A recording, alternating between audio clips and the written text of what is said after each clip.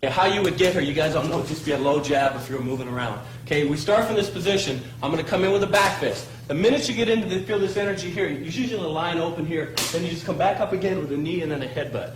Okay, so the rhythm should sound something like this: 1, 2, 3, boom, and then come in with a headbutt. All I want you to do is hit with the inner elbow. Now, a little bit of body mechanics, just give a little bump with it. Okay, so what I want you to do, you load up from here. So when we hit it, boom, this is where it would go. Well, the minute the head is on its recoil out, that's when it catches to the elbow. Come back again to the head. Okay, so all I want you to do, he jabs, we take it to here, bam, and then we just bam to here, headbutt, knee, or a takedown. To answer your question, how to get that energy, how to feel when to do what lock, is to go back to an energy drill. So one of our basic energy drills is headbutt. Okay, now you can name a lock. Any lock? Wrist lock. Okay, wrist lock's right here. Okay, somebody said downward elbow, it's a downward elbow lock. Okay, someone said upward elbow, it's an upward elbow lock. So whatever lock you want to do from each position, you can get into it. All your locks are done out of headbutt. It's just a matter of feeling the energy. I can do everything on the left side. Exact same locks again. Okay, so when you feel the energy out of the headbutt, then when he punches you, you can just feel whatever lock feels good and do it. Hi, I'm Paul Vunak, and this video is about attributes. I'd like you to know right up front that this isn't going to be a technique video. If you're looking for techniques in Jeet Kune Do, I've got 6 tapes out. Go ahead and check those out. But this particular tape is about attributes, and attributes are about the way techniques are done. There are thousands of martial arts styles, and each style claims that they're the best. Everybody wants to know, as I travel around, what's better, Paul? Is Thai boxing better than savate? Is trapping better than kicking? Is punches better than traps? That's not the mentality I'm looking for. It's that linear logic of the Western mind that keeps most martial artists complacent. What Bruce tried to do is he tried to break us out of that mold. He would say, we want to get to the roots of the problem. And the roots of the problem do not lie within technique.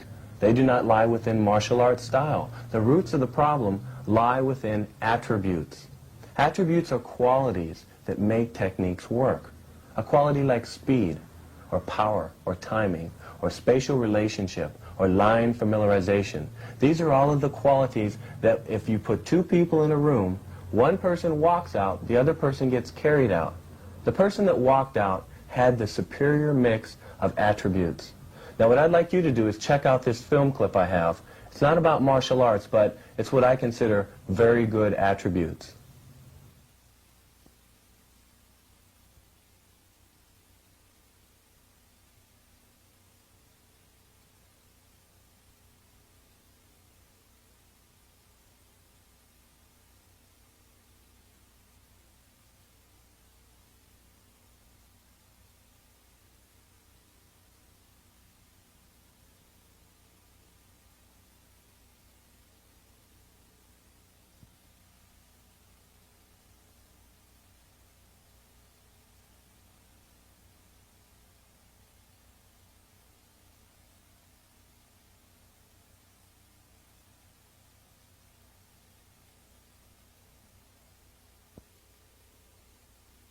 What you just saw here was the epitome of attributes.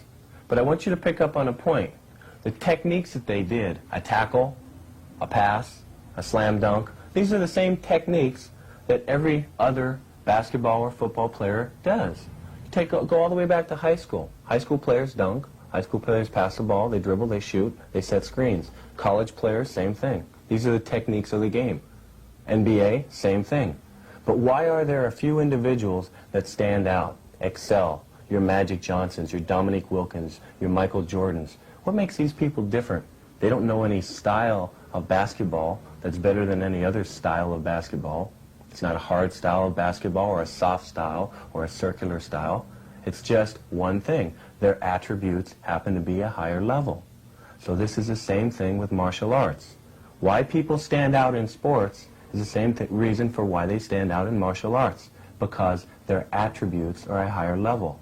And this is what JKD is all about, the development of attributes. And attributes are the points that make every technique work, regardless if it's a tackle in football or a jump shot in basketball or whatever sport or art you're talking about. So this videotape is going to be about attributes. It's going to be about training. You're going to see techniques in it, but it's not there to teach you techniques. In fact, most of the things we'll be doing, you won't probably know what's going on. We'll be doing it pretty fast, and it's done at a higher level, because it's not here to show you the basic fundamentals. We're here to show you a mentality. If you can pick up this tape and check out the mentality, and if we can just raise your level of understanding of why somebody wins a street fight, and that is because of the superior mix of attributes. If we can just raise that level and give you a feeling through you watching the tape, this is my goal. I'll be a happy camper. So with this in mind, we're going to go to the gym, and the first attribute we're going to work is body mechanics. As I said before, the weapons bring out the body movement, particularly the blade. When you touch with a blade, in order to do damage, you have to slice with it. So it's not a hitting weapon as much as a slicing weapon. And in the process of this slicing, you're moving your body. It creates a necessity to twist, to turn. It brings out the body mechanics. So what I'm going to do is I'm just going to go through what we call carenza, which is shadow boxing in the Philippines. They use any of the weapons that we have, single stick, double stick, knife. I'm going to use a long blade. I want you to keep in mind that every weapon we pick up brings out a little bit something different.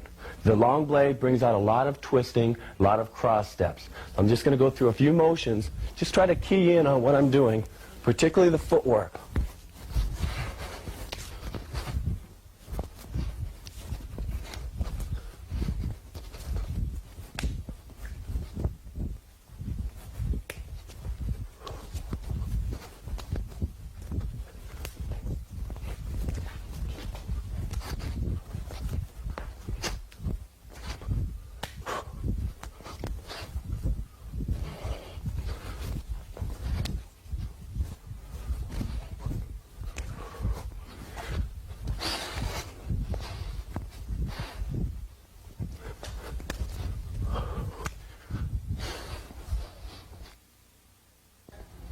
Now what I'm going to do is I'm going to use the short blade. The short blade brings everything in tighter. If you took the same motions with the short blade as you did with the long one, you're going to lose the economy of motion. So what you have to do is keep everything in tighter. It brings out the cat-like movement. This is what we're working as body mechanics.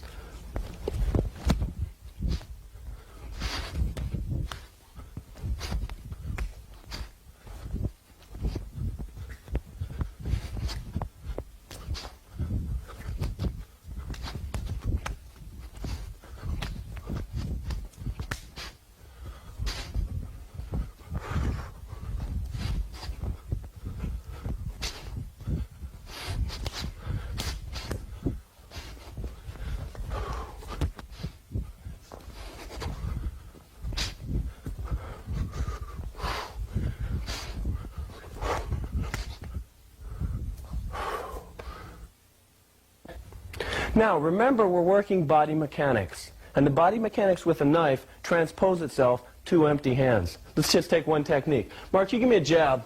I cut the bicep, I come to here, and I lapsao, or I hilang. If I go empty hands with this, it's the same thing. You hit the nerve on the bicep. So as soon as he jabs, boom, we're just taking out that nerve. If I follow up with that, boom, I'm to here, and that's my trap. Now, if I change the grip with the knife, if we go to this grip, when Mark jabs, we're just destroying the fist on contact. If I follow up with a shot, I can go fist, bicep. Now, when we go to the empty hands, the elbow we use in lieu of the knife, boom, straight to here, right back to the bicep again. So every motion you have with the knife, you have with the empty hand. The point is, if you work the knife, and if you move with the knife, then when you go to the empty hand, your movement is a little bit better, a little bit crisper. Now we turn to the single stick, and I want you to notice my body mechanics. They're a little bit different. When you have a stick in your hand, you're not working the fluidity quite as much as if you had a blade in your hand. But you are a little bit crispier. You're a little bit tighter. The motions are a little bit quicker. You're going to notice the speed come out a little more with the stick, and the smoothness come out a little bit more with the long blade. I'm going to move around a little bit. I'll start off slow, and just try to keep your eye on the movement.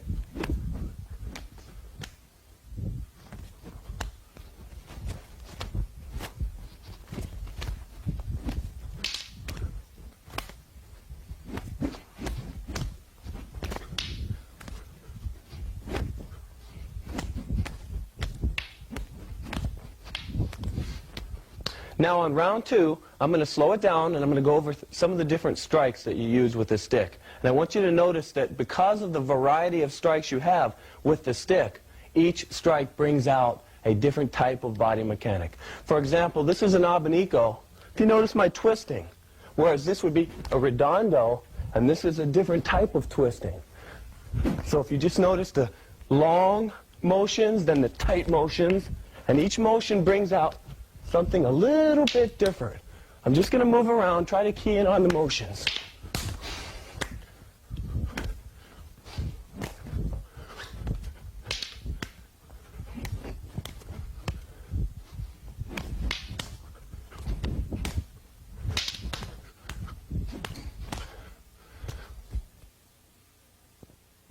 Good. Now in this round I'm going to implement a little bit more footwork. I'm going to turn on the speed just a little bit. Keep an eye on the stick.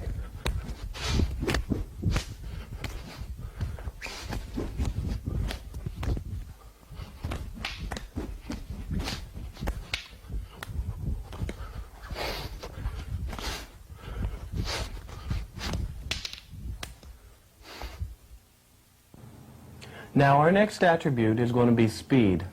Speed is something that everyone's interested in, but it's very elusive. There's so many different types of speed. You have perceptual speed, performance speed, initiation speed, alteration speed.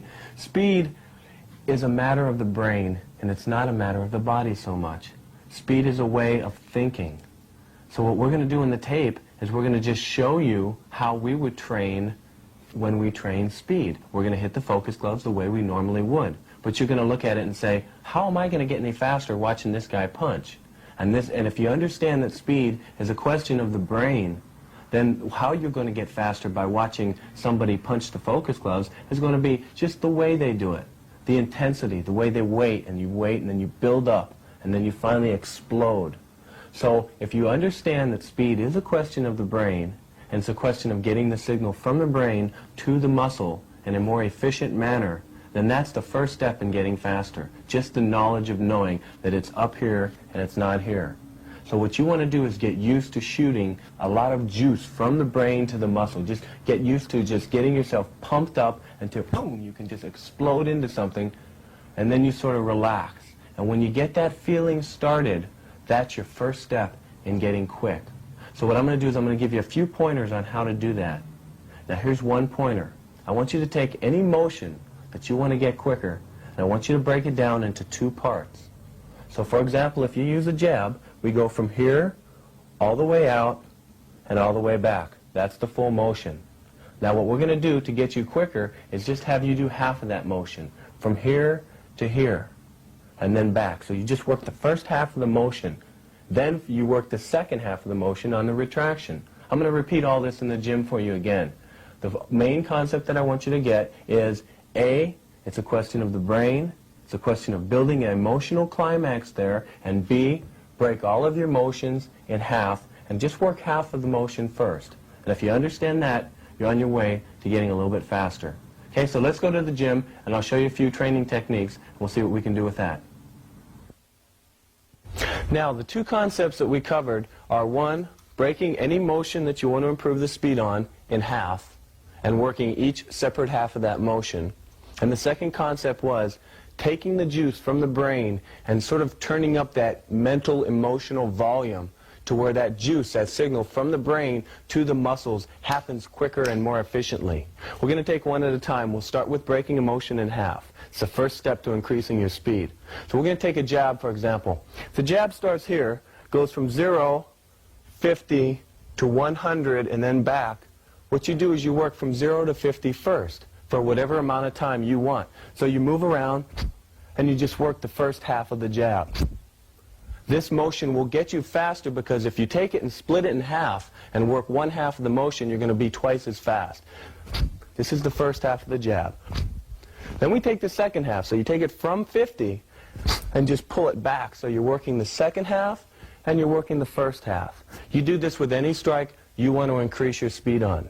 Now, what the other concept is, taking the juice from the brain and putting it into the muscles in a more efficient manner. To do this, you want to be set a little bit longer than normal. Okay, Mark, let me borrow you.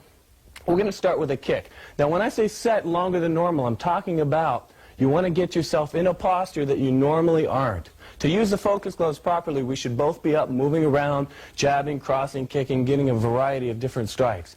But to just isolate the one attribute, speed, you don't want to do that. You want to get a little bit lower and get yourself in a little bit more of a mental set posture.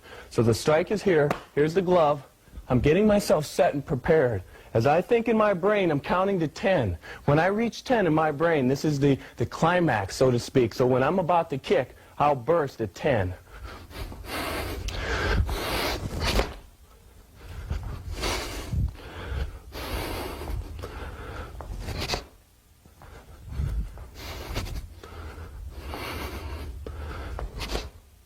Good. Now, Mark, let me pull you over here. Now what we're going to do is I'm going to do the same thing with a jab. Just want you to notice that I'm waiting and I'm building emotion until I reach its pinnacle, and then I let it go.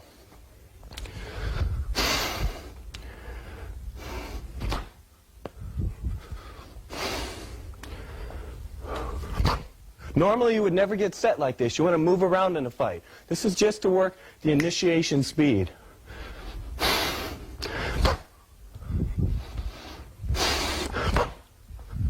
Sometimes when you hear, just fake. Other times, put the whole motion in. Just remember one thing. The key to speed is increasing that signal from the brain to the muscle. All right, now the third attribute we're going to cover is strength.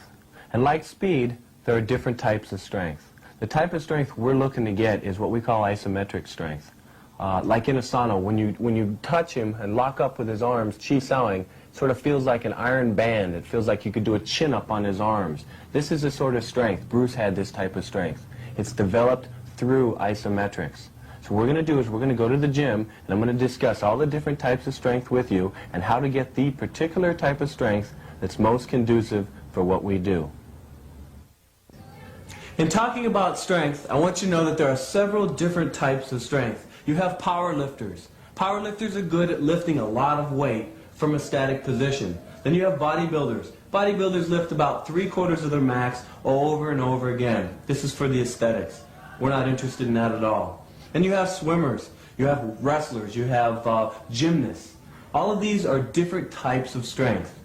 Our definition of strength is to be able to move a body from point A to point B. What Bruce found out was the best way to do this was through isometrics. Isometric is a different type of strength. It develops what we call tendon strength. You're what I call a sleeper, which is a person that has an average build, but is definitely above average in strength. So in developing isometric strength or tendon strength, we do this through a series of specialized drills. Basically, when you're moving the arm, you're pumping the blood flow into the muscle. This is developing muscular size. Not that there's anything wrong with muscular size, but when you're stopped, this is the isometric. When you're at the isometric position, this is where the pressure is at the joint. And the joint is where tendon connects muscle to bone. This is where isometrics kick in. So what I'm going to do now is I'm going to show you a series of specialized drills that are formulated just to develop tendon strength. Now what I'm going to do is I'm going to give you a principle rather than going through the hundreds of thousands of exercises that you can do to develop the different muscles in your body. And the principle is this. Let's take bench press for example. If you're bench pressing 200 pounds and if you do it 10 times, the first 8 didn't do a whole heck of a lot. They got your blood pumped to the muscle. They'll maybe get you a little bit bigger. The last couple, right when you're at this point here, when you're closer to that isometric stage, the last couple of reps you do are what are going to get you real strong. So the principle of isometrics is very simple. You pick up at that 9 and 10 point on the bench press. So basically you do not move. So if you wanted to develop the same muscles that you were in a bench press, you would go up against the wall and you would push.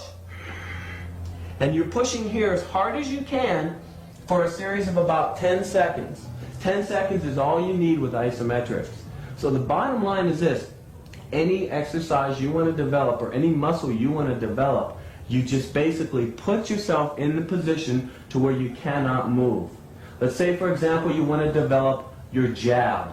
If you want to develop your jab, that's basically your tricep and your shoulder. You're going to get on the wall and you're going to push right here. Now, isometrics has one drawback, and that is you only strengthen the exact position that you're in.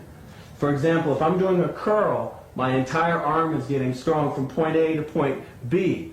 Whereas in isometric, it would be strong here, but then I'd have to do it here again, and then here again. So with an isometric posture, you'd always break it down into 3 sections. So let's say, for example, if I'm going to do a punch, let's say the Wing Chun punch, the Jeet Chun Choi. If I start with my fist here, once again I would get on the wall and push close. Then I would hold it for about a 10 count in the middle, and then about a 10 count almost all the way locked out. Then I've covered all 3 positions. Now if you have a squat rack, you can turn this into an isometric rack by pulling your bar out. You put this bar at any position you want. We found out in trapping range, which is a range we like to specialize in, shoulder and forearm strength is very important. One very good exercise for the forearm, I'm just going to give you a few exercises, mainly I want you to get the principle, is you put this right at your own forearm level. Put your arm under it, and you're pulling up. You want to hold it for a count of 10. Once again, you want to work different angles. Now what we like to do is we would like to work what we call specificity, which is working the exact angle for the exact martial art technique. So what I'm going to do for that, Mark, let me borrow you.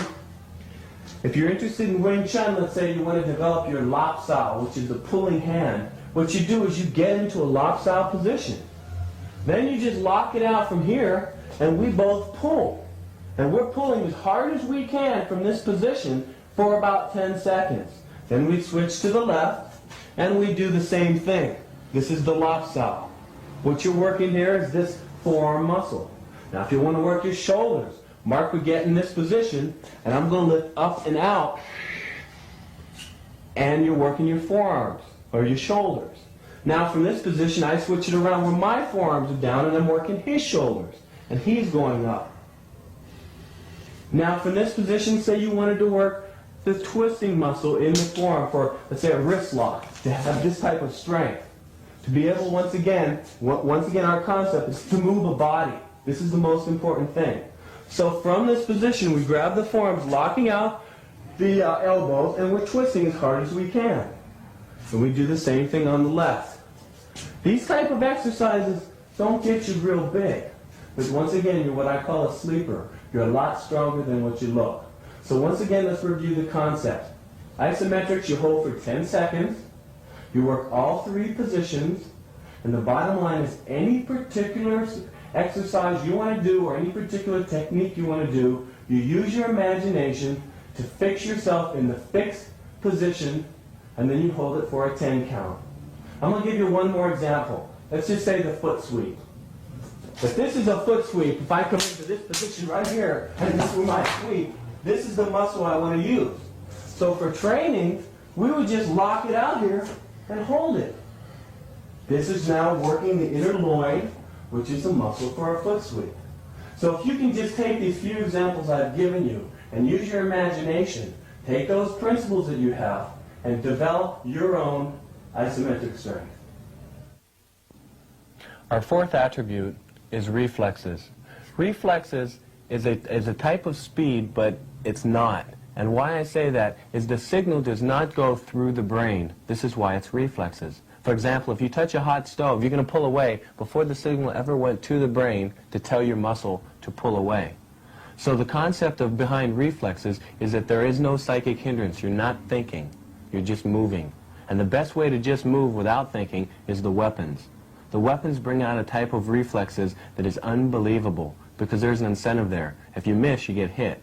So most of the reflexes that we develop are through the weapons. So what I'm going to do is I'm going to take you to the gym, and we're going to show you some different ways to develop reflexes, once again, through the Filipino martial arts, through their weapons. As I was saying before, reflexes are a feeling, almost like the feeling of driving down the freeway doing 90 miles an hour, and then you come into the city and you slow down to 55, and that feeling is that you're crawling. So what we're wanting to do is we're wanting to get that same feeling of moving fast. We're trying to get something that will turbocharge our movement. And that's what this stick does. It turbocharges your movement. It gets you to move faster, simply because the stick is moving faster than the empty hand could.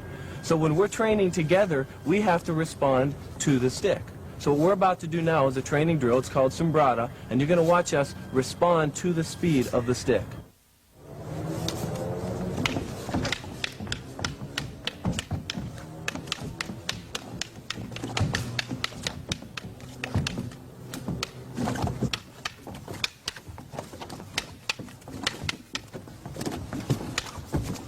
Good. Now, as I was saying before, the stick is moving faster than the hand can move. So therefore, if he's blocking the stick, he's got to move a little bit faster. So for example, when Mark gives me the number 1, what I'm doing is I'm coming in with a shot. He's got to block that. If he doesn't block it, it's going to sting. The minute he blocks that shot, that is creating a necessity for him to move a heck of a lot faster than he would normally. So that's the key. This stick is turbocharging the movement. Now, what I'm going to do this round is we're going to step it up a little bit. We've got the pads on, and this enables me to turn on my speed a little bit more. I can kick in the half beats. So I'm going to throw Darth Vader in here, and I'm going to put in my little half beat shots with the rear hand, which you keep an eye on when the inserts are coming in. Okay, Mark.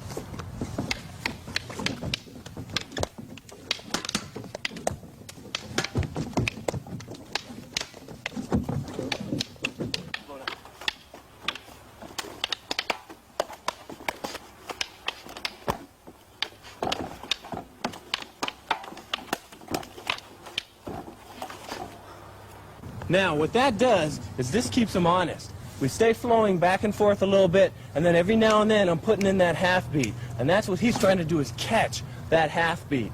And in the process of that catch, that's getting him a little bit faster, thanks to the use of this. Now, what I'm going to do this round is we're going to use the knife to illustrate the 2 points of reflexes and sensitivity. Normally, you use Chi Sao to develop sensitivity. For example, if we were rolling, this is Chi Sao. He's trying to stop a solid hit to the chest with either a Fuk Sao or a Bong Sao, where I'm trying to come in. So his point is to stop a solid hit. Now, when I put a knife in my hand, a solid hit isn't the only thing he's got to stop, because all this knife has to do is just graze. So his reflexes, his sensitivity, and his timing have to be just that much more acute. So what we're going to do is we're going to do this knife drill, and you watch the reflexes Mark has to use.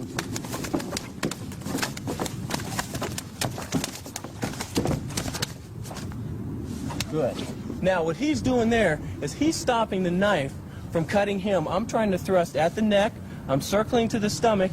I'm trying to thrust back at the neck again. We'll go another round. I want you to go a little bit slower this round. I want you to see what we're actually doing here. Right at this point, I'm going for his throat. Now I'm trying to cut the stomach. He's preventing me from cutting the stomach with sensitivity until he gets here to the eye shot. Then I'm trying to come back in again.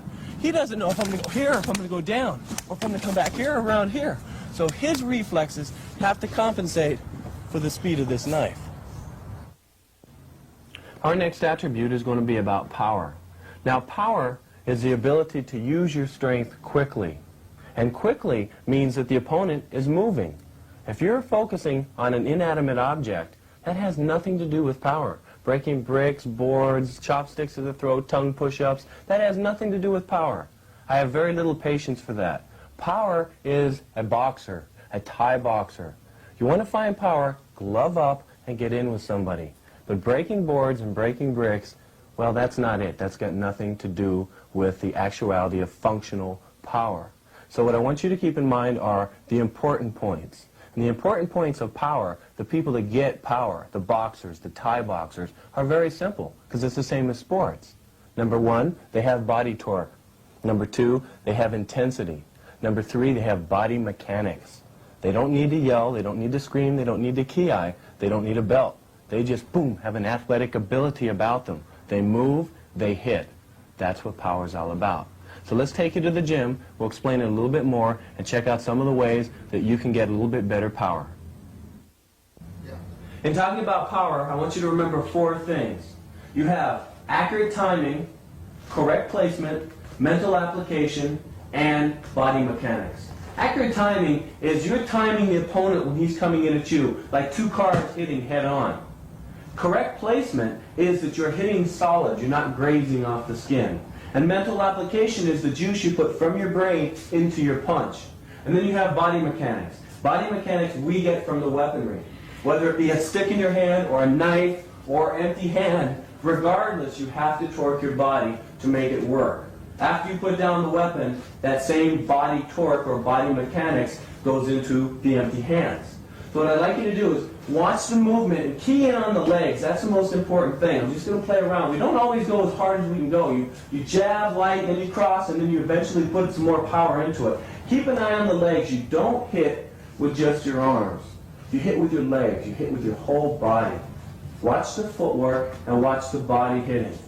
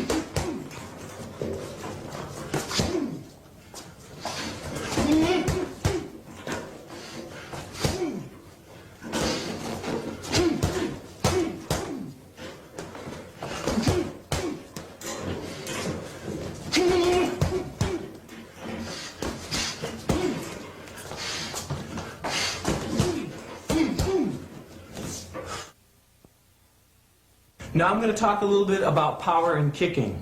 Some of the most powerful kickers are Thai boxers, and the mentality they use is when they go for their kick, they go all out. In other words, there's no psychic hindrances. They don't go halfway and then determine what they're going to do then. They go for it.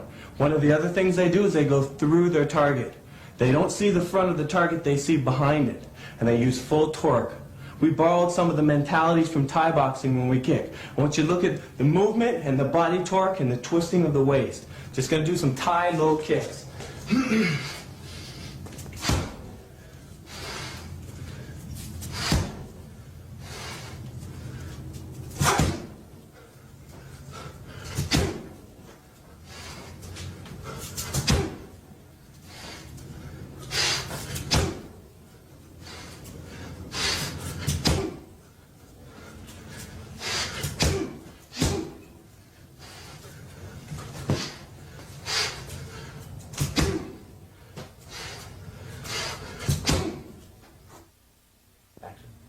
Now, our last attribute deals with proper mental attitude.